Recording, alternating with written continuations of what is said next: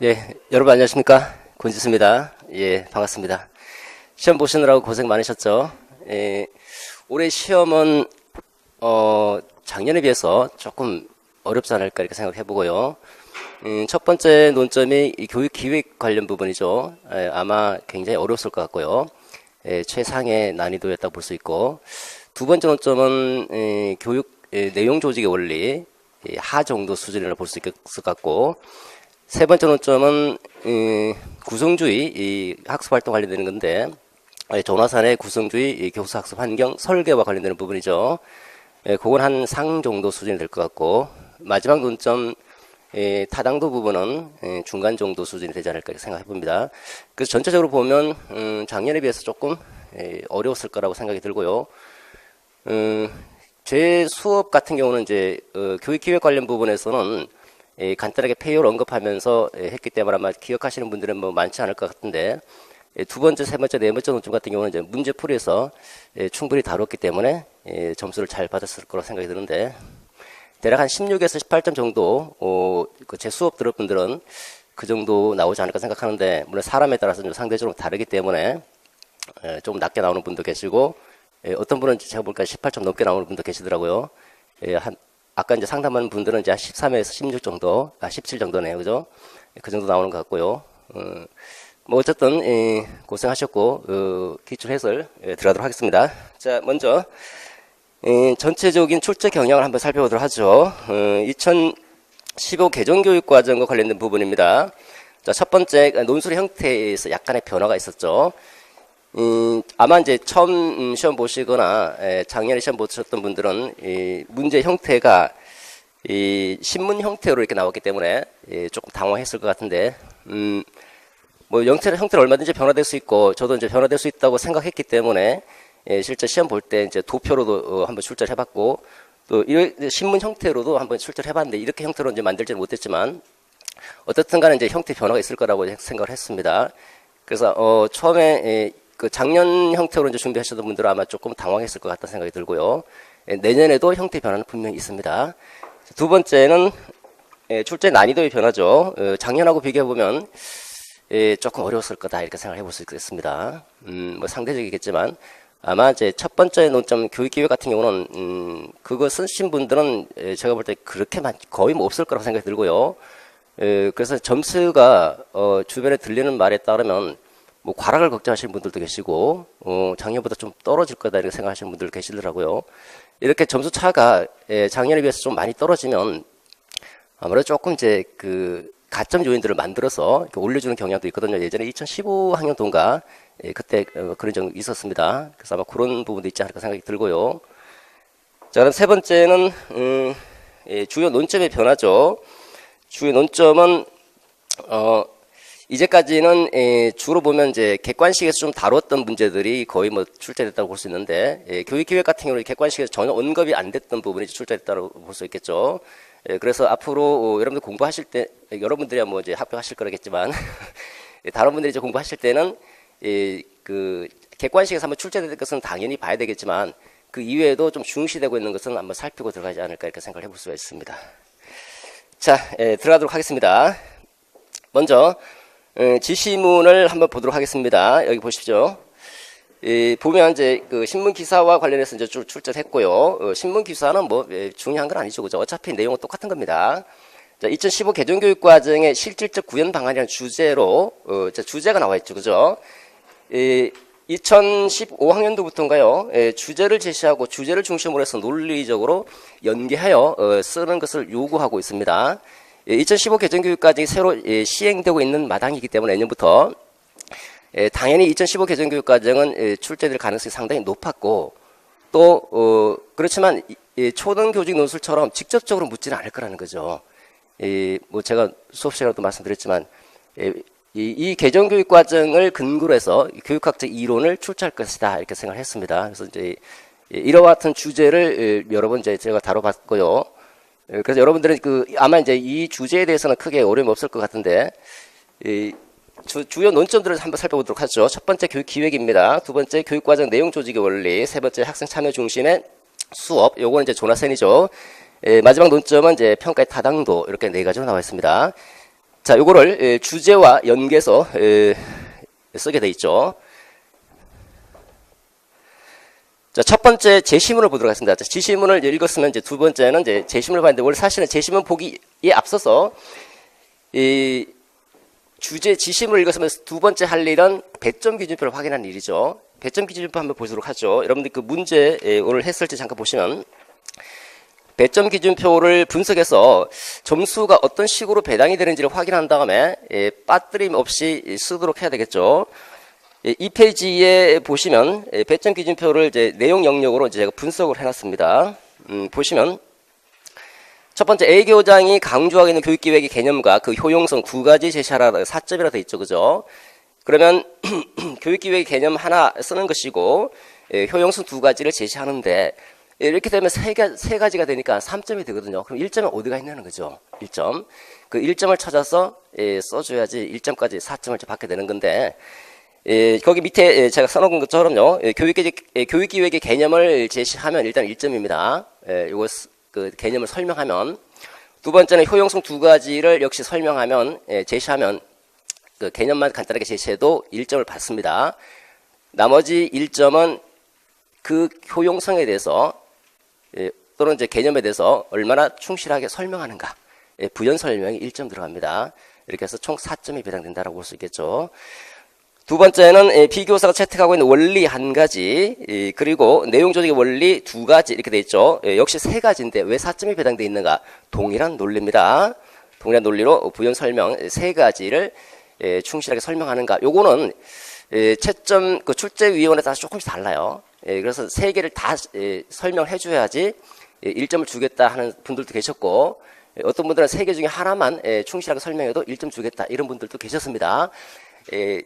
전례에 따르면 그러니까 같은 문제인데 어떤 논점은 예를 들어서 어떤 논점은 교육행정학 교수가 출제했고 어떤 논점은 교육 심리학 교수가 출제했다 그러면 부연 설명을 세 개 다 하면 1점을 주겠다는 교수도 계시고 아니야 세 개 중에 하나만 해도 1점 주겠다는 교수도 계시다는 거예요. 그러니까 우리가 할 수 있는 일은 세 개 다 설명하는 거겠죠, 그죠? 자, 세 번째 논점입니다. 시교사가 실행하려는 구성주의 학습 활동을 위한 학습 지원 도구 자원과 교수 학습 활동, 이런 이제 지원하기 위한 교수 활동이죠. 각각 두 가지입니다. 4점이죠. 각각 4개씩 쓰면 이제 4점이 됩니다. 아마 요거 못 쓰신 분들이 상당히 많다 그러면 그 밑에 있는 것처럼 조나센이라는 말만 언급해도 1점을 줄 수 있는 확률도 있다는 거예요. 예전에 그랬거든요, 예전에. 그래서 전체적으로 점수가 좀 낮을 때는 점수를 좀 높여주기 위한 방안으로 이름만 거론해도 1점 줄 수 있다 이렇게 했었습니다. 1점. 그래서 요거를 이제 물론 이제 평가를 해봐야 되겠지만 전체로 많이 못 썼으면 이제 이런 식으로 점수가 배당이 될 수 있다라는 것이고요. 마지막 논점은 유형과 타당도 유형과 개념 제시에서 3점이죠. 그래서 앞에 내용 타당도 1점이고 개념 설명이 2점 이렇게 들어갑니다. 자, 첫 번째 논점과 관련해서 간단히 한번 살펴보도록 하겠습니다. 자, 제시문을 살펴보도록 하죠. 교육 기획의 중요성 부각입니다.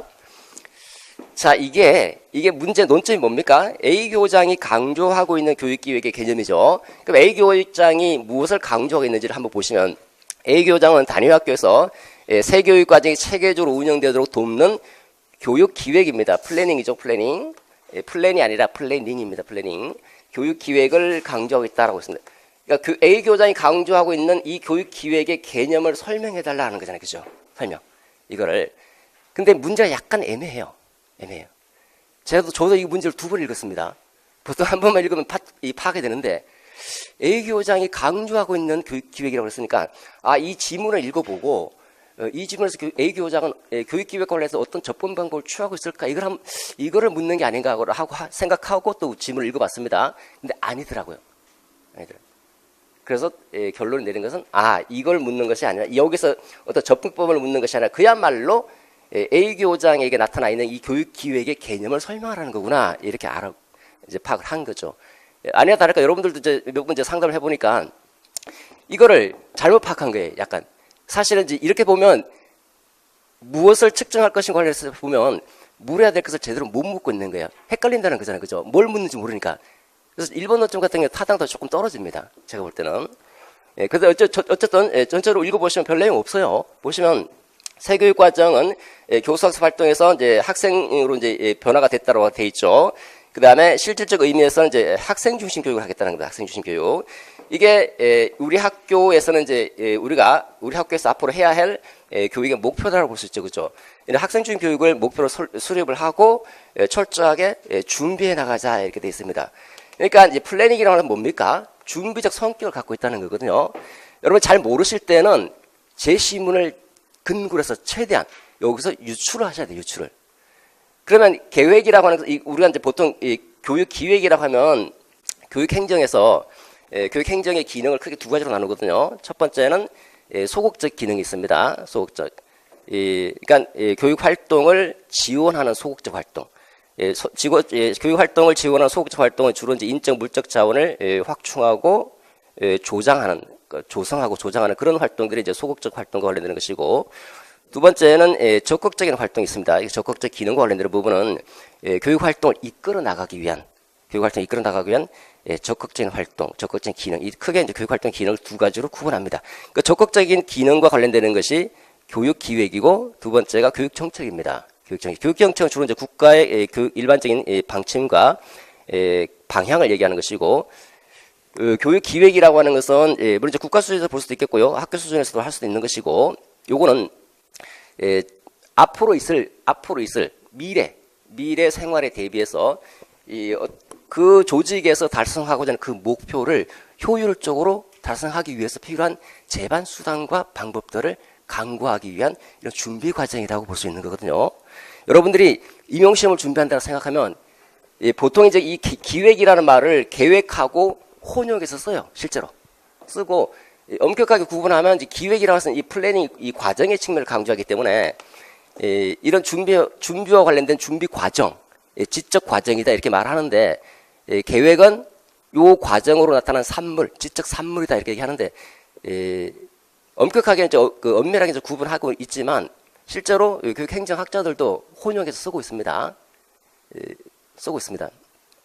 그러니까 여러분들 임용시험을 준비한다 그러면 임용시험 준비하기 위해서 뭔가를 계획을 세우잖아요. 그죠? 기획을 하죠. 기획. 어떤 기획을 합니까? 내일부터 공부를 어떻게 할 것인가 생각하잖아요. 그죠? 내일부터 이제 어떤 식으로 몇 시간을 공부를 하고, 인적 물적 자원을 확충할 거 아닙니까? 누구하고 스터디하고, 누구 강의를 듣고, 어떤 교재를 볼 것이고, 거기에 필요한 제반 비용들은 얼마나 드는지, 이런 다 계획을 세우잖아요. 그죠? 계획을 세워서 임용 합격이라는 그 목표를 효율적으로 달성하기 위한 활동들을 하고 있는 거예요. 그죠? 이게 바로 기획인 거예요. 이게. 계획이라고 볼 수 있고요. 그러니까 이렇게 보면 이 기획이라는 것은 미래 활동과 직결되는 거예요. 미래 활동이라는 것은 미래 활동을 현실화하기 위한 것이 바로 이제 기획인데, 미래가 만족스러우면 기획이란 없어요. 미래가 불만족스럽고 미래가 불안하기 때문에 기획을 하는 거예요. 안정적인 미래를 보장하기 위해서. 또 미래를 효율적으로, 미래의 어떤 목적을 효율적으로 달성하기 위해서 하는 게 기획이거든요. 여러분들이 그러니까 그렇게 해서 임용시험에 합격하고자 하는 그런 기획을 세우는 거, 그게 바로 교육 기획과 관련되는 겁니다. 실제로 교육 활동에서는 미래 교육 활동과 관련해서 교육 목표를 어떻게 하면 효율적으로 달성할 수 있는지 제반 인적 물적 자원을 확충하고 대비하기 위한 어떤 지적인 준비 과정이다 이렇게 볼 수가 있는 겁니다. 자, 어쨌든 여기 힌트를 찾아보면, 잘 모르시면 힌트를 여기서 찾아야 되는 거예요. 여기서 이렇게 보면 어떤 학생 중심 교육을 위해서 미리 앞서서 준비하는 과정이다라는 게 준비하는 과정이다. 이게 하나의 키워드입니다. 준비 과정이. 그리고 중요한 키워드는 또 미래 생활에 대비한다는 것. 그리고 그 어떤 목적을 효율적으로 달성하기 위한다는 것. 세 번째는 지적인 준비 과정이라는 것. 이게 키워드입니다. 이 세 개 중에서 한두 개 정도가 들어가면 이거는 이제 맞다라고 볼 수 있는데, 간단하게 그 참고 자료 잠깐 보시면 6페이지에 있죠. 교육기획에 보시면 개념입니다. 미래 교육 활동이나 사전 준비 과정입니다. 그래서 일단은 미래 교육 활동에 대비한다는 거고, 두 번째는 교육 목적 달성을 위한다는 것이고, 이를 위해서 효율적이고 효과적인 수단과 방법을 제시하는 지적이면서 합리적인 준비 과정이다. 생각하는 과정이다라고 생각하는 과정이다. 이렇게 볼 수 있습니다. 그래서 특성이 미래지향적이다. 두 번째는 지적이다. 지적이고 합리적이다. 그리고 세 번째는 사전 준비 과정이다. 이 세 가지 크게 보면 세 가지죠. 좀 나누면 이제 네 가지인데 세 가지 키워드를 중심해서 한두 개 정도만 들어가도 아마 될 것 같습니다. 그 다음에 이게 어떤 효용성이 있는가 두 가지를 제시하는 거죠. 효용성은 여러분 한번 생각해 보세요. 준비를 하는 거잖아요. 그렇죠? 준비를 한다는 것은 그만큼 미래 생활에 어떤 그 교육 활동이 미리 준비해놨기 때문에 준비한 대로 계획된 대로 쭉 실천만 하면 되니까 일관성 있게 실천할 수 있게 되는 거잖아요. 여러분들 교육 공부를 하기 위한 또 계획을 세워놨습니다. 그대로 쭉 나가면 뭐 특별한 변동이 없이 그냥 쭉 일관되게 쭉 공부를 할 수 있게 되는 것처럼 안정적이라는 거, 안정적. 그리고 효율적이라는 거죠. 뭐 시간 낭비 없고 돈 낭비 없이 그 기획에 따라서 쭉 공부를 하게 되면 효율적이죠. 그리고 또 하나 뭐 돈을 얼마나 쓸 것인지 어떤 책을 볼 것인지 미리 계획해놨기 때문에 그 재원을 합리적으로 배분할 수 있다는 거고, 그리고 기획 자체가 하나의 통제 수단으로 작용된다는 거잖아요. 그 계획대로 해야 되니까, 공부를 해야 되니까. 그런 게 이제 이 효용성인데, 아마 이제 조금 어려웠을 거라고 생각이 듭니다. 그래서 잠깐 힌트가 있다 그러면 이제 이렇게 이제 미리 앞서서 준비해 놓으면 어떤 점이 이 효용성이라 말은 다른 말로 하면 긍정적 역할이에요. 이 기획이 또는 계획이 나에게 어떤 긍정적 역할을 줄 것인지, 또 교육 활동 관련해서 어떤 긍정적 역할을 주는지를 조금 유출해서 써야 될 것 같습니다. 조금 어려웠기 때문에. 자, 그 다음에 두 번째 논점입니다. 두 번째 논점은 내용 조직의 원리죠. 내용 조직의 원리는 이제 너무 쉬운 문제죠. 그래서 내용 조직의 원리는 교육과정 재구성 확대와 관련되는 부분이고, 교육과정을 어쨌든 뭐 새로운 교육과정이 시행이 되면 그건 이제 국가 수준의 교육과정을 의미하는 것이고, 국가 수준의 교육과정은 교육청 수준의 교육과정으로 한번 더 칠해지고 학교 재반 특성에 맞게 학교 수준의 교육과정을 다시 재구성하게 되는 거잖아요. 그래서 학교 수준의 교육과정을 다시 재구성하기 위해서는 어떤 것들이 필요한지를 조직 원리, 내용 선정의 내용 조직의 원리를 제시하라고 되어 있죠, 그죠? 그러면 일단은 요거는 논점이 비교사가 채택하고 있는 원리 한 가지 쓰는 것이고, 두 번째 기타 다른 내용 조직 원리 두 가지 제시하는 거죠. 그래서 첫 번째 우리가 주의해야 될 것은 비교사가 채택하는 원리 한 가지가 뭐다라는 거 하나. 두 번째 논리적 근거로서 제시문을 논리적 근거로 뒷받침해야 된다는 거. 뒷받침. 이 두 가지가 충족이 돼야 된다는 겁니다. 그 다음에 두 번째 두 가지는 일반적인 내용 조직의 원리를 제시해주면 되겠죠. 근데 이것도 이상하게 답을 쓰신 분들이 있습니다. 가장 기본적인 거잖아요, 그죠? 그래서 물론 이제 문제에서 뭐 많이 다뤘을 것 같은데 우리도 뭐 다뤘기 때문에. 근데 이걸 뭐 교관에 뭐 이렇게 쓰신 분들도 많다고 그러더라고요. 왜 어디서 그런 얘기가 나오는지 잘 모르겠습니다. 한번 보도록 하죠. 내용 조직의 원리를 제대로 파악할 필요가 있다. 저는 몇 개의 교과를 결합한다 그랬죠. 몇 개의 교과를 결합한다. 국어, 수학, 뭐 이렇게 또는 사회, 자연, 사회, 과학 뭐 이렇게 결합해서 그러니까 교과를 결합할 수도 있고, 어떤 주제를 결합할 수 있는 것이고요. 이런 교육과정 편성 운영해 보려고 한다. 각 교과의 내용이 구획화되지 않도록 한다. 딱딱 떨어지지 않도록 구획화되지 않도록 구획화되지 않고 한 교과를 예를 들어서 한 교과를 선생님이 통합해서 가르친다 그러면 이 어떤 특정 주제가 국어과와 과학과 관련돼 있다 또는 국어과 역사과 관련돼 있다 그러면 통합된 주제를 만든다 또는 통합된 교과를 만든다 그러면 이거는 선생님 혼자서 못해요. 국어 선생님 혼자서 못할 거 아니에요. 과학 선생님 혼자서 못하죠. 왜냐면 선생님하고 서로 협의를 해야 돼요. 협의. 제가 수업 시간에 말씀드렸는데 선생님과 협의가 굉장히 중요한 거예요. 그래서 통합해서 교육 내용을 조직할 경우는 교사간의 협력이 굉장히 중요하다는 거예요. 이런 시도는 교육과정 설계에서 교과 간의 단순한 연계성 이상을 의미한다. 그건 단순하게 연계하는 것이 아니다라는 겁니다.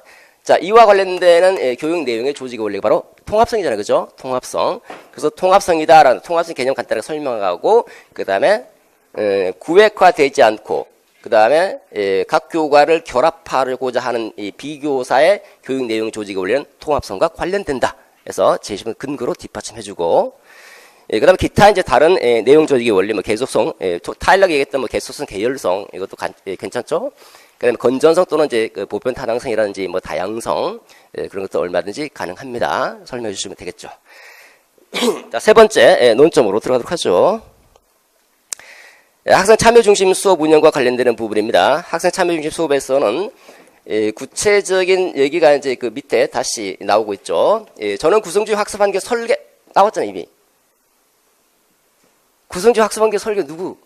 조나선 밖에 더 있습니까, 조나선? 학습 환경 설계는요, 2015 개정교육과정에 보면 학습 환경 설계 우리가 시험도 한번 봤는데 학습 환경 설계 그래서 그 말이 있거든요. 그걸 제가 다르게 표현해서 한번 시험 봤잖아요, 그죠? 여러분 잘 모를 수도 있는데 시험 봤고 이것도 당연히 시험 봤지만, 그러니까 제가 개정교육까지 굉장히 중요한데 그대로 안 나오고 교육학 이론과 관련지어서 문제가 나올 수 있다고 말씀을 드렸는데, 그리고 두 번째 한번 보죠. 문제 중심이나 프로젝트 중심. 조나선 밖에 더 있습니까, 이게? 그죠? 이거를 조나선 말고 다른 거 어떤 그 구성주의 학자를 들고 오겠습니까? 약간 그 상 정도인데 아마 문제를 다루지 못했던 분들은 조금 당황했을 것 같은데 한 번 정도 이렇게 문제를 다뤄봤던 분이라면 쉽게 쓸 수 있는 부분인데요. 조금 그래도 전체적으로 볼 때는 조금 어려웠지 않을까 이렇게 생각을 해봅니다. 자, 이렇게 해보면 일단 끝났습니다. 조나선이다, 조나선. 조나선은 문제 중심, 프로젝트 중심입니다. 이 문제 중심, 프로젝트 중심으로 해서 이 문제나 프로젝트를 해결하기 위해서 관련 사례를 제시해 줘야 되겠 그 문제를 해결하기 위해서 관련 사례를 제시하고 또 정보 자원을 제공해 줍니다.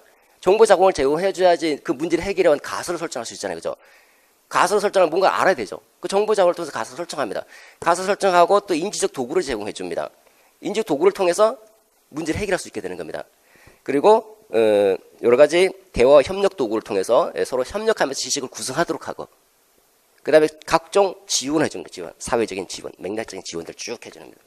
이렇게 하면 이제 구성주의 설계 요소가 마련이 되는 겁니다. 이 과정 속에서 교사가 도움을 주는 게 MCS죠. 모델링하고 코칭해주고 스캐폴딩 해주는 이 활동으로 되어 있는 게 조나선의 구성주의 교수학습 환경 설계입니다. 설계. 여기서부터 문제로부터 시작한다. 프로젝트 단의 문제입니다. 주제적으로 문제. 그래서 여러분 참고 자료 7페이지 잠깐 보시면 제가 뭐 수업 중에도 올해는 구성주의다 이런 얘기를 했고, 그 압축 정리할 때도 아마 두 번째 지금 샘플 강의로 들어가 있던데 거기 한 뭐 3분인가 4분 그 정도 보시면 거기서도 제가 그런 말을 했더라고. 그러니까 이번에는 올해는 구성주의입니다. 이렇게 구성주의. 자, 7페이지 잠깐 보시면요. 조나선의 구성주의 교수학습 환경 설계가 나와 있죠. 08년 중등, 12중등 두 번 출제가 됐는데, 이건 제가 뭐 수업 시간에도 늘 말씀드렸지만, 거기 세로축으로 돼 있는 거, 이제 설계시 고려 요소입니다. 요게서 한 번 출제가 됐고, 또 한 번은 스캐폴딩 블랭크해서 요거 한 번 출제가 됐습니다. 그러니까 두 개 다 알고 들어갔어야 되는 거죠. 두 개 다. 세부적인 내용은 설명을 안 드리겠습니다. 쉽게 이해하시려면 그 박스 잠깐 보시면 2번에 구성주의 학습환경 설계시 고려 요소에서 동그라미 2번 있죠? 제가 쭉 연결해서 설명했습니다. 조나선의 구성주의 학습환경 설계는 첫 번째 문제 프로젝트를 제시하고, 이렇게 문제가 학습을 주도하도록 하는 게 가장 큰 특징입니다. 그리고 나서 이 문제를 이제 해결하려면 문제가 뭔지 분명히 이해하기 위해서 하는 게 이제 이런 여러 가지 도구나 자원을 제공해 주게 되는 거죠. 그게 관련 사례를 제공하는 겁니다. 관련 사례. 관련 사례부터 사회적 맥락 지원까지 이 중에서 아무거나 두 개를 써주시면 됩니다. 그 다음에 다음 페이지 잠깐 보시면 이 8페이지에 3번의 구성주의 학습 환경의 정교화 방안, 이게 이제 그 교수 활동과 학습 활동으로 되어 있습니다. 학습 활동에 대해서 교수 활동을 어떻게 지원할 것인가 부분이죠. 학습 활동 탐색에 대해서 이제 모델링으로 지원하고, 명료화에 대해서 코칭으로 지원하고, 반추 또는 성찰이라고도 번역합니다. 여기에 대해서 스캐폴딩으로 지원해 준다라는 거죠.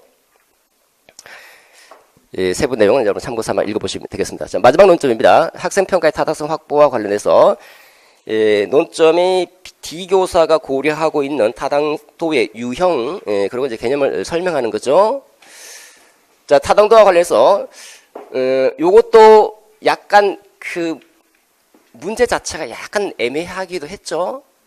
그래서 타당도 유형하니까 여러 가지 타당도를 다 언급해 주는 것을 원하는 건지 아니면 다른 것을 원하는 건지, 문제를 다시 한번 읽어보면 고려하고 있는 타당도 유형이잖아요. 그죠?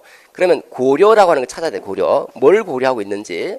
학생 참여 중심 수업에서 평가 타당도 중요한데, 준거 타당도, 구인 타당도 굉장히 많습니다. 여러 타당도 중에서 저는 자, 하나 나왔잖아요. 이호목표 분류.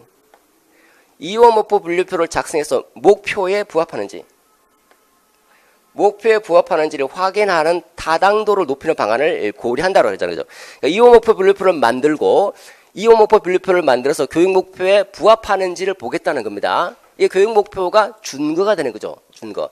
이 교육목표를 준거로 해서 타당도를 평가하려고, 타당도를 높이고자 하는 게 바로 내용 타당도라는 내용 타당도. 그래서 내용 타당도라는 유형을 써주셔야 되고, 그 내용 타당도 개념 간단하게 언급하시고 설명해 주시면 되겠죠, 그죠?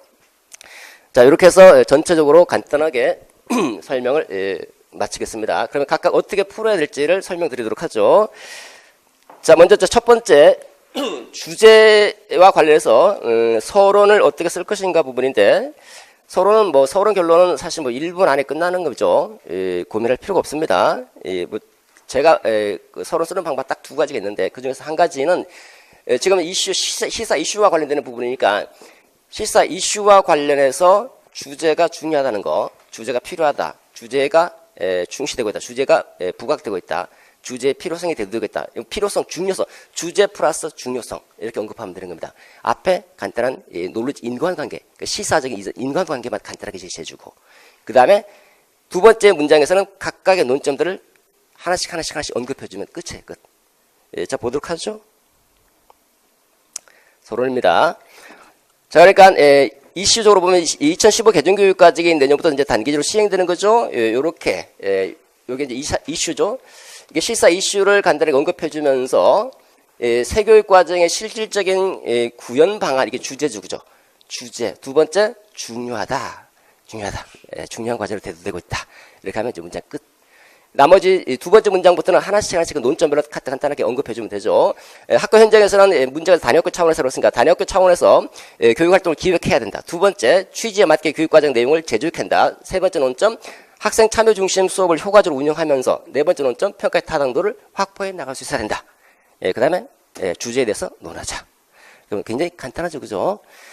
자, 본론 첫 번째 논점입니다. 본론 첫 번째 논점은 배점 기준표를 다시 한번 보시면, A 교장이 강조하고 있는 교육기획의 개념, 간단하게 교육기획이 무엇이라는 것을 간단하게 언급하고, 두 번째 해야 되는 효용성, 여러분 그래픽 오기나이저라고 하는 그 도해 조직자 잠깐 보시면 그렇게 돼 있죠. 첫 번째 해야 될 일은 교육기획의 개념을 설명하고, 두 번째 효용성 각각 2개씩, 그 다음에 마지막에 빠뜨리지 말아야 될 것은 주제와의 연계성이죠. 주제와 연계성, 그게 총 배점 5점이 돼 있잖아요, 그죠? 논술 내용과, 그 논술 내용이 몇 개입니까? 4개, 4개와, 그 다음에 주제와의 연계, 그러니까 각각에 대해서 주제와 연계가 돼 있는지.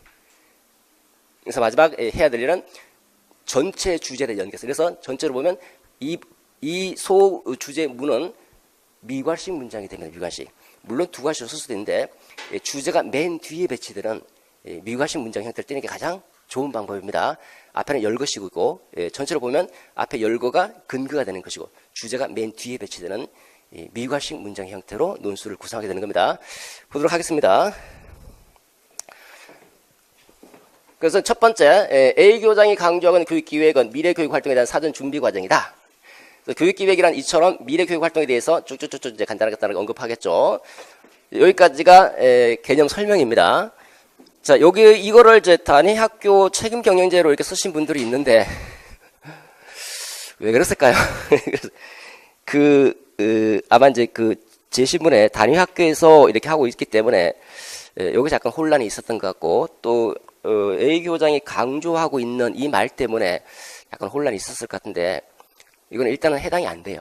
해당이 안 되는데, 이것도, 그러면 점수를 줄 수 있느냐, 없느냐, 그건 이제, 출제위원이 이제 생각해야 될 문제죠. 어쨌든 점수 안 들어간다.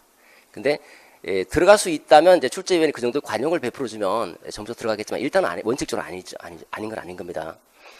자, 두 번째 효용성을 제시하면서 한번 두 가지 제시해야 돼요. 첫째, 안정성과 관련된 내용. 그 다음에 뒷받침 문장 간단하게 설명해주고, 이렇게 안 쓰셔도 됩니다. 간단하게 설명해 주시고, 두 번째는 교육행정을 효율성, 또는 타당성, 효율성, 타당성, 안정성, 나머지 아까 했던 내용들도 언급해서 상관없습니다. 자, 그래서 이제 마지막 해야 될 일은 이제 주제문이겠죠. 여기서부터 자, 이런 점을 토대로 볼 때, 자, 이게 이제 표지어입니다. 표지어.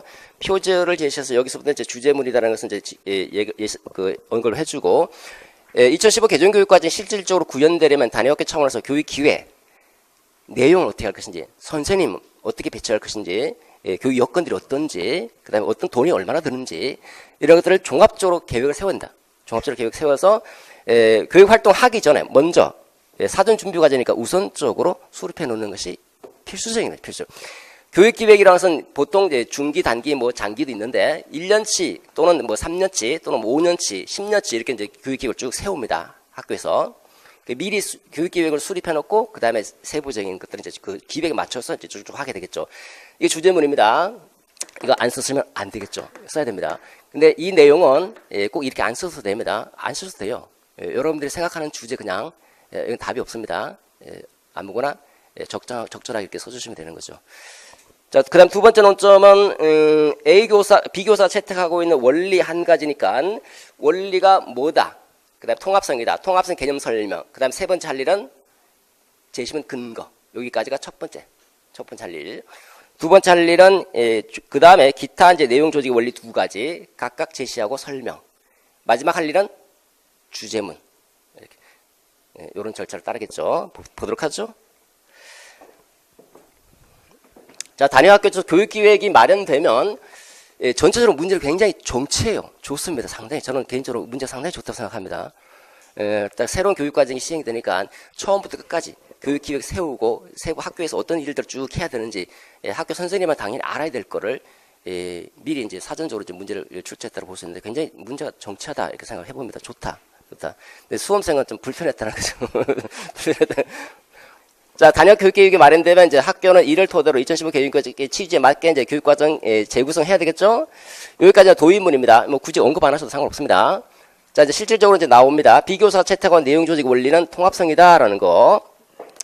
통합성 개념 간단하게 설명하죠? 설명해주고, 한 문장 설명하셔도 좋고, 뭐 두 문장 설명하셔도 상관없습니다. 제가 여기 두 문장을 쓴 이유는 이제 여기가 이제 제시문 근거입니다. 비교사가 제시문 근거를 언급할 때는 그대로 갖고 오면 곤란합니다. 그대로 갖고 오면 다운표를 써야 되고, 그 핵심 키워드를 다시 재조직해서 갖고 와야 돼요. 비교사가 각 교과의 내용이 구획되지 않도록 몇 개의 교과를 결합해 교육과정 편성 운영하고자 하는 것은 통합성과 관련된다. 이게 제시문 근거입니다. 그 다음에 요게 논리적 타당성을 갖추기 위해서 바로 앞에 이제 제각기 단편적으로 구획하는 것이 아니라 연관시켜서 조직한다. 이 말을 쓰는 거예요. 물론 여러분들은 여기까지 안 쓰셔도 뭐 크게 무리가 없을 것 같습니다. 자, 그 다음에 두 번째, 그 이외 내용 조직 원리 계속성, 뭐 간단하게 설명해 주면 되겠죠? 세 번째, 또, 계열성 간단하게 설명하고. 자, 이거 말고도 아까 말씀드린 다른 내용 들어가도 상관없습니다. 자, 마지막 논점입니다. 마지막 논점은 이제 주제문이겠죠. 그래서 이런 점에 기초해 볼 때, 이렇게 표지어를 간단하게 언급해 보고, 2015 개정교육과정을 실질적으로 구현하려면 교육 기획에서 설정한 교육 비전, 교육 방향을 토대로 해서 학교 교육과정 내용을 개정교육과정의 취지에 맞게 재조직하는 작업이 필수적으로 요구된다. 이게 주제입니다, 주제. 이것도 마찬가지로 다른 주제를 써도 상관없습니다. 자, 그 다음 세 번째 논점으로 가보도록 하죠. 세 번째 논점은, 시교사가 실행하려는 구성주의 학습 활동을 위한 학습 지원 도구 자원과 요거 두 개 쓰고, 교수 활동 각각 두 가지 제시하는 거죠. 그래서 조나센이다라는 것이고, 그 다음에 각각, 아까 살폈던 그 내용들 중에서 두 개를 언급해 주시면 됩니다. 그 다음에 교수 활동도 세 개 중에서 두 개 언급해 주고, 마지막 할 일은 주제문 제시. 이렇게 되겠죠. 보도록 하겠습니다. 2015 개정교육과정에서 강조하는 학생 참여 중심 수업은 구성주의 학습 환경 설계를 통해서 내실을 할 수 있다. 이게 도입문입니다. 물론 안 쓰셔도 상관없습니다. 자, 이제부터 나오는 거죠. 거기 이제 그 제시문을 보면 문제 중심, 프로젝트 중심이니까 문제 중심이나 프로젝트 중심의 학습 활동을 실행하는 C교사, 조나선의 구성주의 학습 환경 설계에 해당한다. 그 다음에 이제 각각 제시해 주면 되겠죠. 두 가지를 제시하면, 첫 번째, 경고자원 또는 관련 사례. 상관없습니다. 아까 말씀드린 그 중에서 아무거나 두 가지 제시해 주시면 됩니다. 정보자원 언급해주고 간단하게 설명해 주시고, 두 번째 인지도구조 역시 마찬가지로 간단하게 설명해 주시면 됩니다. 그 다음에 다시 다른 거 한편 학습 활동을 지원하기 위한 교수 활동 두 가지입니다. 첫 번째 모델링. 역시 모델링이라고 하는 학습의 그 탐색 활동과 관련되는 거죠. 관련되는 내용들 간단히 공유해 주시고, 두 번째 코칭입니다. 코칭은 학습 활동에서 명료 활동을 돕기 위한 거죠. 간단하게 언급해 주시고, 그 다음에 뭐 스캐폴딩 언급해도 상관없고요. 자, 여기까지 됐죠. 그 다음에 다시 주제문입니다. 이처럼 2015 교육과정을 실질적으로 구현하려면 학교 현장에서 효과적인 교수학습 환경을 설계함으로써 교과 특성에 맞는 다양한 학생 참여 중심 수업을 활성화해야 된다. 이거는 전체를 아우르는 주제문입니다. 주제문. 역시 내용은 이 내용이 아니라도 상관없습니다. 주제문 여러분들이 각자 알아서 쓰시면 되는 겁니다. 쓰느냐 안 쓰느냐 문제지. 좀 주제문 전체를 아우를 수 있는 포괄적인 문장이 주제문이 되겠죠. 이걸 앞에가 이제 근거가 되는 거, 이게 주제가 해서 미괄식으로 쓰게 되는 겁니다. 자, 마지막 논점입니다. 학습평가의 타당성 확보와 관련되는 부분이죠. 아까 설명드렸던 대로 내용 타당도인데 배점 기준표에서 D교사가 고려하고 있는 타당도 유형이니까 먼저 타당도가 내용 타당도다. 간단하게 설명. 그 다음에 세 번째 할 일은 재심은 근거. 여기까지 하나. 여기까지가 이제 유형하고 개념 설명이 이제 다 들어가는 겁니다. 그죠? 이렇게 3점이 들어간다라고 볼 수 있죠. 그 다음에 마지막 할 일은 소주제, 주제문 작성. 이렇게 되겠죠. 보겠습니다. 학생 참여 중심 수업에서도 평가의 타당도를 확보하는 이런 매우 중요하다. 도입문입니다. D교사가 고려하고 있는 타당도는 내용 타당도다. 이제 유형 제시했죠? 그 다음에 설명 들어갑니다. 쭉쭉쭉 설명해 주면 되겠죠. 그 다음에 재심 근거를 뒷받침해야 되니까 이런 점에서 D교사가 평가의 타당도를 높이기 위해서 이원 분류표를 했죠. 이것에 근거해서 교육 목표 부합 정도를 확인하고자 했다는 겁니다. 이게 바로 내용 타당도와 관련된다. 여기까지.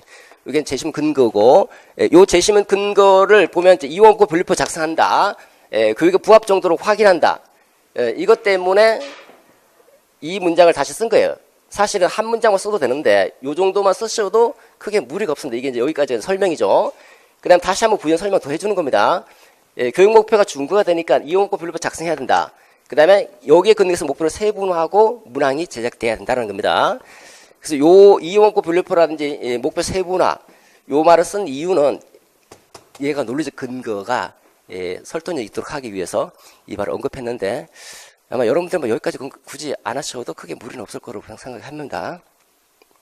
자, 마지막 이제 주제문이 되겠죠. 이를 토대로 볼 때 2015 개정교육과정을 실질적으로 구현하기 위해서는 양환평가 도구에 근거해서 학생 활동을 평가하고 그 평가 결과를 활용해서 수업의 질을 지속적으로 개선할 수 있어야 된다. 이것도 이제 각자 여러 가지 주제를 써주시면 됩니다. 자, 전체적으로는 결국은 이제 전체 그 제시문을 보면 이제 교육부는 핵심 역량을 갖춘 창의 융합형 인재 양성을 위해서 2015 개정교육과정을 발표했다라고 했으니까 창의 융합형 인재를 양성하기 위해서는 학교에서 어떻게 해야 될 것인가 양성하기 위해서는 주제가 교육과정의 실질적 구현 방안이니까 이런 창의 융합형 인재를 양성하기 위해서는 학교 현장에서 2015 개정교육과정을 실질적으로 구현할 수 있어야 한다. 이게 전체 주제가 되죠. 전체 주제. 이 전체 주제가 결론의 첫 번째 문장으로 오면 되는 거고 나머지 각각 논점 간단하게 새로운 하나의 문단을 만든다고 생각하고 하나의 완결된 글을 쓴다고 생각하고 결론 써주시면 됩니다. 자, 보십시오. 보시면 이제 첫 번째 결론 첫 번째 문장이 이제 전체 주제문입니다. 전체 주제죠. 전체. 그래서 이 네 개의 소주제문을 아우르는 전체 주제가 창의 융합형 인재를 양성하기 위해서 2015 개정교육과정 실질적으로 구현할 수 있습니다. 또 구현해야 한다. 이게 주제가 되니까, 이 전체 주제가 되니까 이 전체 주제를 첫 번째 문장에서 언급하고 그다음에 각각 하나씩 간단하게 언급해주면서 정리해주면 됩니다. 교육과정 실질적 구현을 위해서는 단위학교에서 새 교육과정이 체계적으로 운영되도록 교육기획을 수립하고 두 번째 개정교육과정의 취지에 따라 교육 내용을 재구성해야 한다. 세 번째, 학생 참여 중심의 교수학습 환경을 효과적으로 설계하고 그에 따라 양화 평가 도구를 개발 활용하여 수업의 질을 지속적으로 개선해 나갈 것이 요구된다. 이렇게 해서 간단하게 논의했던 거를 무리하지 않고 그냥 언급해 주시면 되겠죠. 자, 이렇게 해서 설명 간단하게 마치도록 하겠습니다. 예, 고생 많이 하셨고, 평가 결과야 상대적인 것이고, 또 어떻게 나오는지는 우리가 이제 이미 화살은 이제 떠났기 때문에 어떻게 할 도리가 없습니다.